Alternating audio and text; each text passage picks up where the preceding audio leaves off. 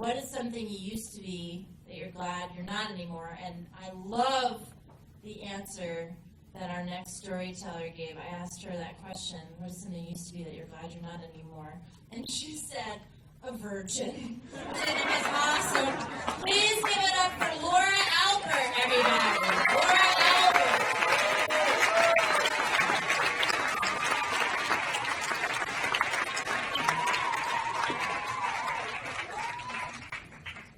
Okay, I got the first part down. JT was this tall, and now I'm taller.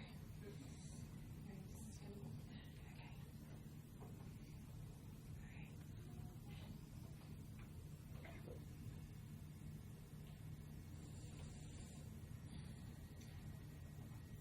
Tom Waits loved the novel JT LeRoy had written called Sarah.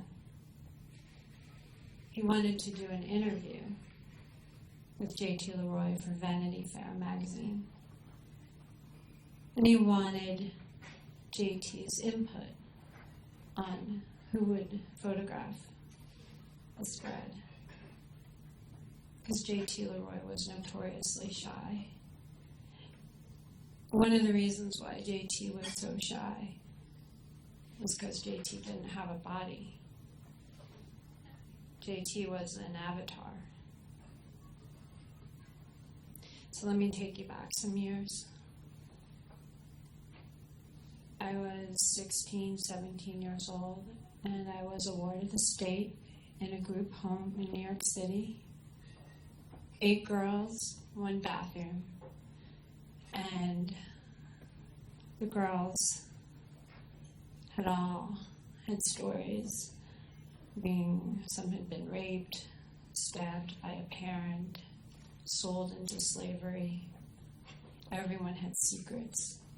At nighttime, we'd tell our secrets. And you couldn't tell. And I was the one they would come to and tell their stories. And if you asked me why I was there, I don't know. All the intakes. Dysfunctional family. I dropped out of school. I don't know.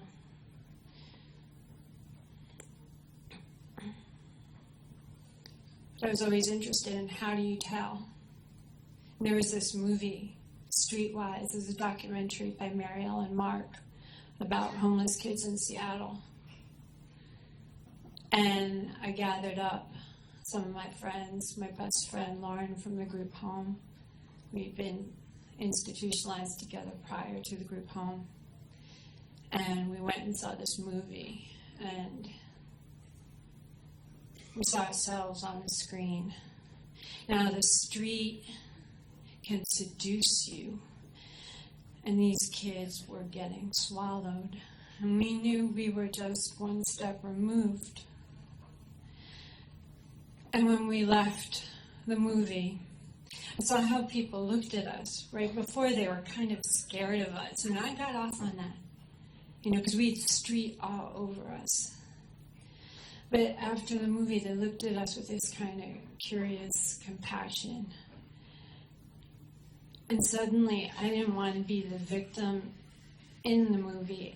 I was interested in how do you make that bridge so people suddenly care and are curious enough to maybe care. How do you do that? And in the group home, everyone's telling their stories. And I don't even know how to tell mine. I don't even have the tools to tell mine.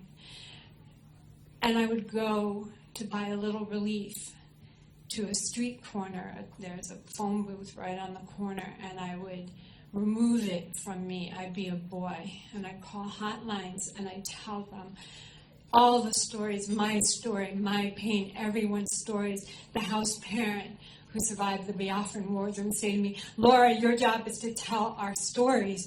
Because in the group home, my job was I was the translator, so some girls having some problems with a house parent, they'd come to me and I would translate between what each other was saying.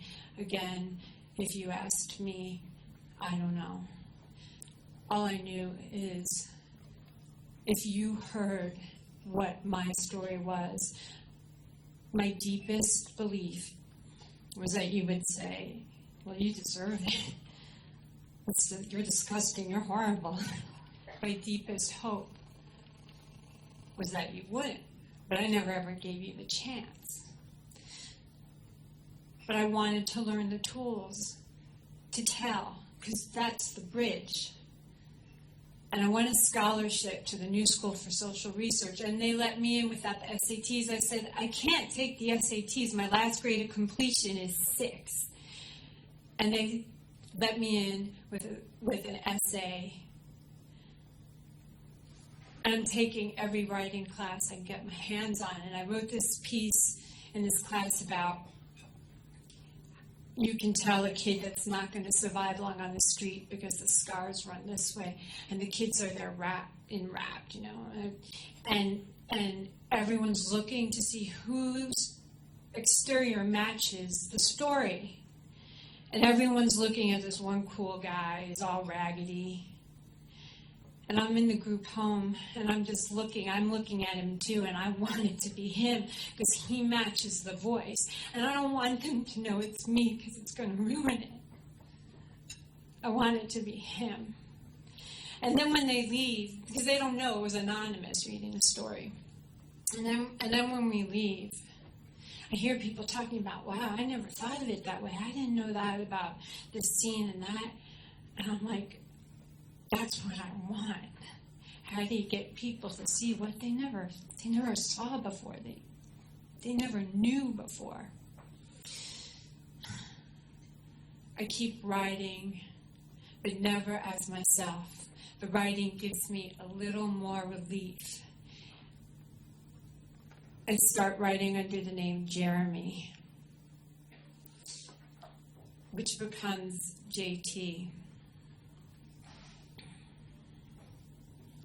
For me, I buy myself another day every time I can find a way to tell, but as long as it's not coming from me, never as a woman.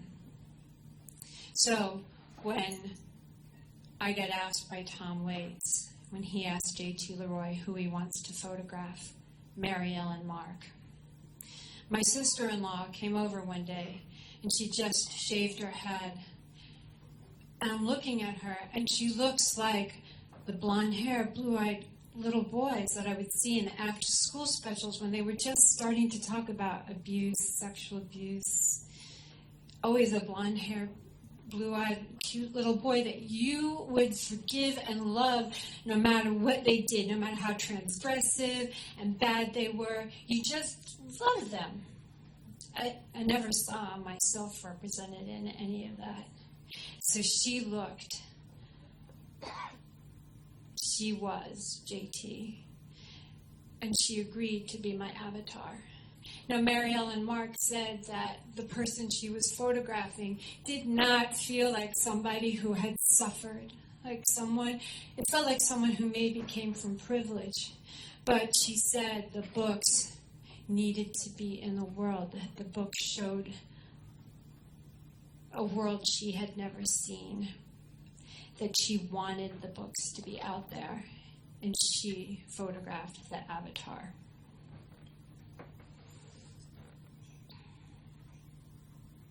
I continued to publish under the name JT LeRoy. I wrote the book Sarah, which was received with great acclaim. I published it as fiction, all my work as fiction. Came to pass that this book that explored the wilds of West Virginia, a state I had never been in this kind of magical, I play with gender and identity, and it's the spirit, everything that I had experienced, all the pain, all the suffering, the joy, the hope, the holding on to finding that a possibility of being saved no matter what, the spirit, the humor, it was all in there, turned upside down. In this book, Sarah, came to pass that I am revealed as JT LeRoy. The articulation in the New York Times is hoax, perpetrator, culprit, the jig is up, come clean. Liar, fake fiction writer. No shit, New York Times, fake fiction writer. Oscar Wilde said, give a man a mask and he'll tell you the truth. I received death threats, hate mail, was blacklisted, sued in federal fucking court.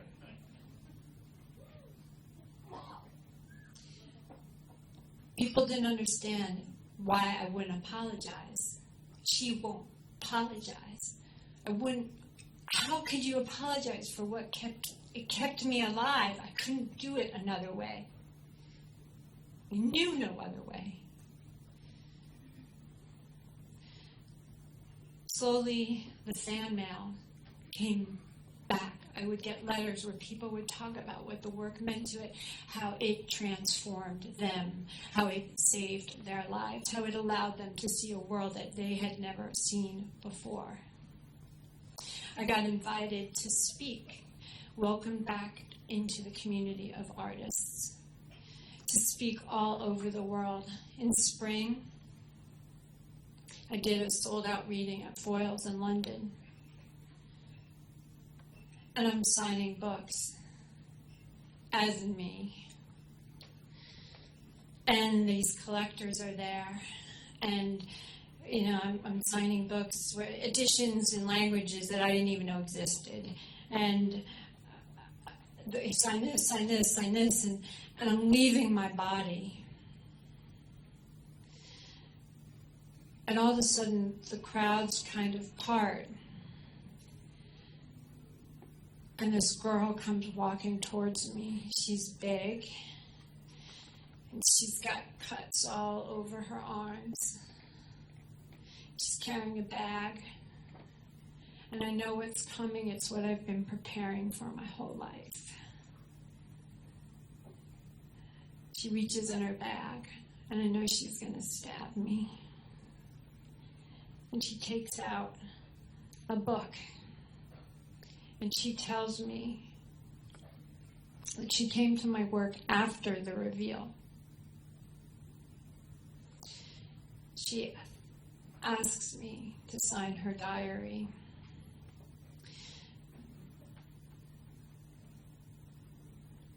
I realized that everything that had happened up to that moment had prepared me for this. And I got up, and I held her.